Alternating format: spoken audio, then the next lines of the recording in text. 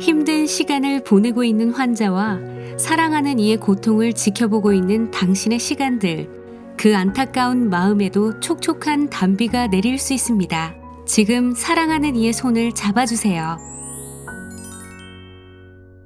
언제나 환자에게 가장 중요한 것은 가족의 사랑과 관심이 담긴 정서적 지지입니다.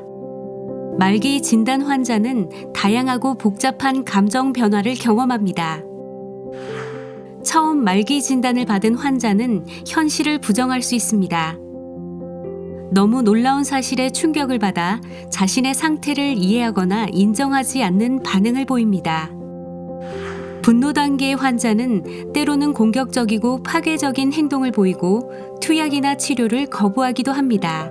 불면증, 식욕상실, 의욕감퇴, 슬픔과 같은 증상을 보이며 이 속에 왜 하필 자신에게 이런 일이 일어났는지에 대한 분노가 스며 있습니다.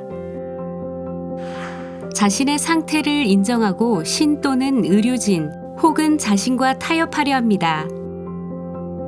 처리해야 할 과업이 있으므로 일이 끝날 때까지 살 수 있으면 좋겠다고 스스로와 타협합니다.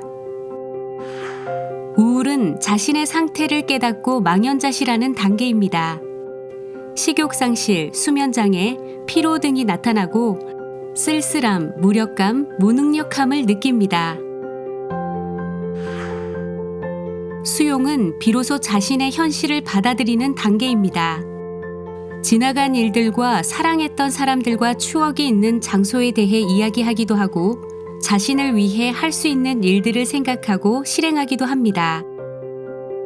환자들은 이런 과정을 순서대로 겪지 않으며 일부가 중복되기도 하고 어떤 단계는 전혀 나타나지 않을 수도 있습니다. 이런 과정 속에서 가족의 정서적 지지는 환자가 겪고 있는 심리적 고통을 극복하는 데 큰 도움이 됩니다. 불안하고 두려워하는 환자에게 가장 중요한 것은 환자의 곁에 함께 있다는 믿음을 주는 것입니다. 가족들은 이야기를 들어주고 환자의 감정 원인에 대해 파악하여 공감해 주도록 합니다. 호스피스 자원봉사자와 말벗이 되어 이야기를 나누는 것도 불안한 환자의 마음에 큰 위안이 됩니다. 화를 내고 분노하는 환자에게 자극적인 대화를 삼가하고 환자를 비난하지 않으며 충분한 시간을 갖도록 기다려줍니다.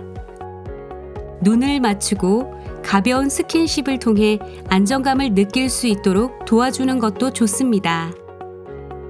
무기력하고 우울해하는 환자에게 무언가를 억지로 강요하는 것은 좋지 않습니다. 환자가 좋아하는 것을 할 수 있도록 기회를 만들어주세요. 미술요법이나 음악요법 등 환자가 참여하고 싶어하는 프로그램이 있다면 사회복지사에게 요청하세요. 환자가 즐겨보던 TV 프로그램을 시청하거나 만나고 싶어하는 친척 또는 지인을 초대하는 것도 도움이 됩니다.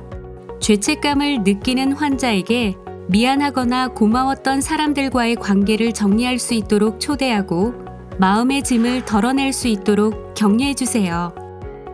손을 잡아주고 껴안아주는 등의 비언어적 의사소통을 이용해 격려해 주거나 종교를 통해 정서적 안정을 받을 수 있도록 하는 것도 도움이 됩니다. 지금 환자를 도와줄 수 있는 것은 바로 당신입니다.